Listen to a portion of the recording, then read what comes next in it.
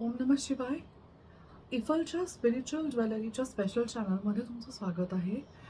आणि तुम्हाला मी आज सांगू इच्छिते की इफलमध्ये ज्या स्पिरिच्युअल ज्वेलरीज आपण सेल करतो तर त्या आधी टेस्टेड आणि ट्राईड असतात माणसांवरती.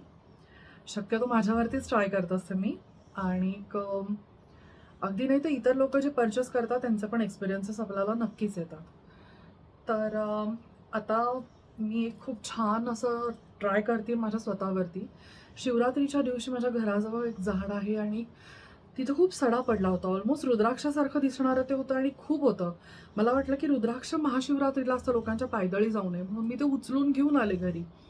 आणि तुम्ही बघू शकता, हे ॲक्च्युली रुद्राक्ष नाही आहे, हे भद्राक्ष आहे. कारण रुद्राक्ष जे असतं त्याला इनबिल्ट होल असतं आणि भद्राक्ष जे असतं ते प्लेन असतं. ऑलमोस्ट 3 मुखी, 2 मुखी किंवा 1 मुखीमध्ये येतं.